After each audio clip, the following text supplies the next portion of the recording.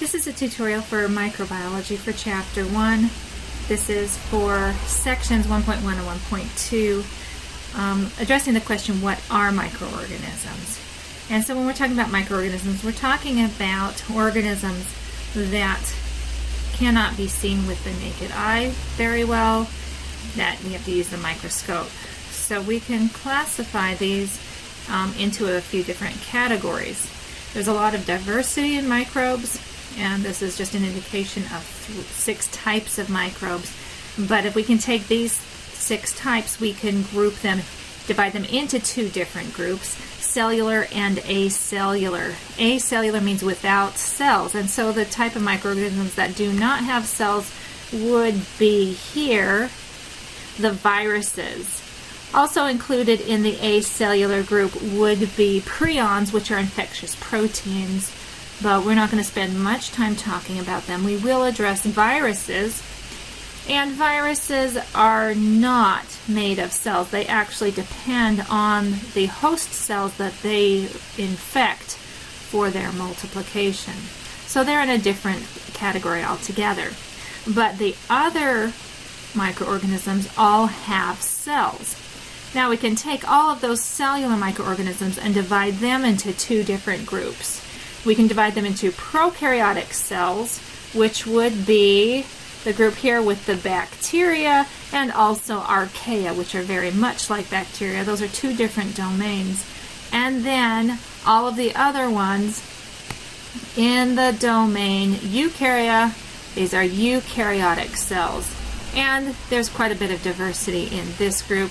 You have here, we have the fungi, algae, protozoa, and a few of in the animal group, the helminths, which are mostly parasitic worms because they have part of their cell cycle as microscopic sized animals.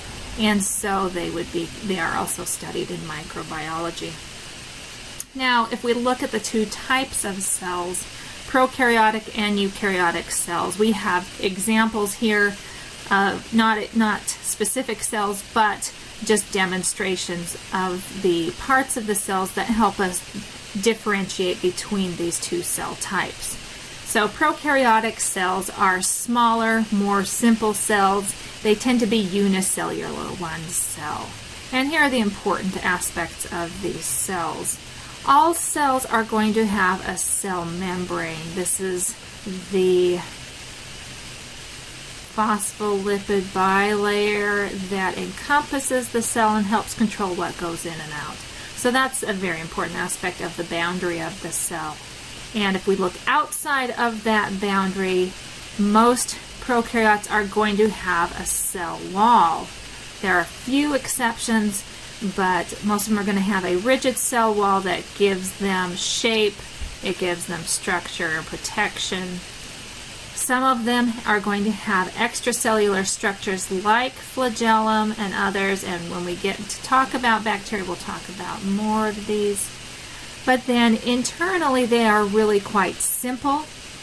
They do have DNA, which is their chromosome, has all their genes on it. It is circular, it is small and simple, and not bound by any structure. It is just found inside the cytoplasm. Also inside the cytoplasm are ribosomes, which are necessary for protein production. These are made up of nucleic acids, ribosomal RNA, and we'll mention a few other things when we get into specifics about bacteria, but that's pretty much it for prokaryotes.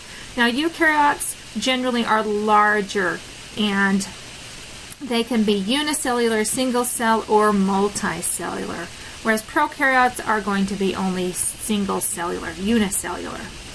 So the eukaryotes are more complex cells, but they are going to also have a cell membrane. All cells have a cell membrane surrounding them, and some of them are going to have a cell wall and some are not, just depending on which organism it is for eukaryotic cells.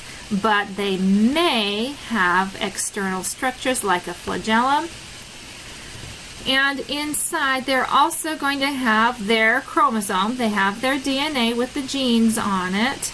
And they have ribosomes, but there are some differences. The ribosomes for eukaryotes are a different structure. They're still made up of ribosomal RNA, but they're a different structure. They are distinct from prokaryotic ribosomes. And the genes are set up differently for eukaryotes than they are for prokaryotes. And the chromosome for eukaryotes is bound inside a membrane of the nucleus.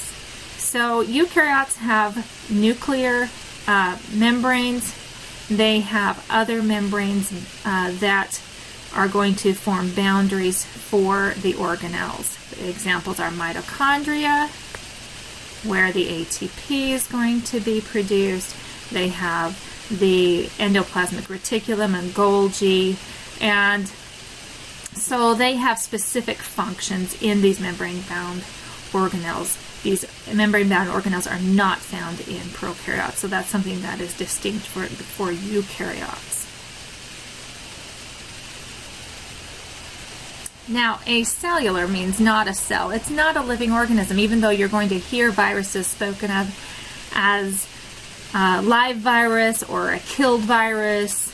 That's just really referring to whether it's active or not active. They don't demonstrate all the things that are required for living organisms. What they do have is very simple. So here we have two examples of viruses, an AIDS virus and a bacterial virus that we call a bacteriophage. And we can see they have the basic things that are required for viruses. They have genetic material. And so it can be DNA or RNA. AIDS virus has RNA. Bacteriophage, this particular one, has DNA. And so they have that encased in a protein capsid that holds that. And then some viruses have a phospholipid envelope. Some of them have spikes. Bacterial viruses, some of them have extra structures that allow them to enter the bacteria through the cell wall, but they just are simply a carrier for their genetic material, and they have to depend on their host cell. So this is just an overview of the microorganisms that we're going to be studying this semester.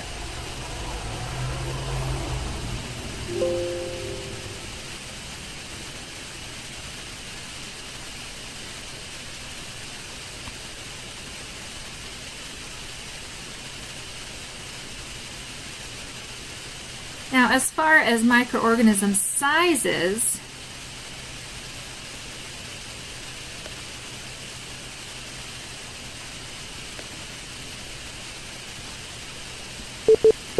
we determine microorganisms based on whether it's visible by the human eye or not. So the human eye can see down to 1 millimeter, and at that point, it is difficult to see. So you can see fungi, but you're looking at the multicellular parts of fungi. So below that, we're tending to look at single-celled organisms, and we require microscopes. And in our lab, we have light microscopes that can see from that 100 micrometer range down to 1 micrometer. And 1 micrometer is 1/1,000,000th of a meter. So the larger things like white blood cells and amoeba, you can see on lower magnifications, but we require the highest magnification that our microscopes can use to see 1 micrometer, these very small cells like E. coli and like Staphylococcus, and you're going to be very familiar with these bacterial cells. Below that, we cannot see the organisms with our light microscopes, and you require the use of electron microscopes to see below 1 micrometer.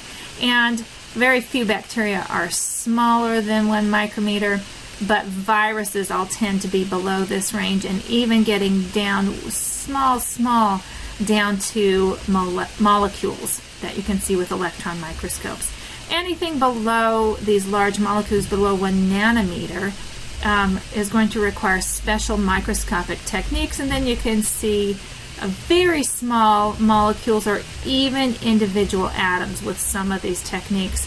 But this is something that we will not be doing in our microscope, with our microscopes in microbiology lab.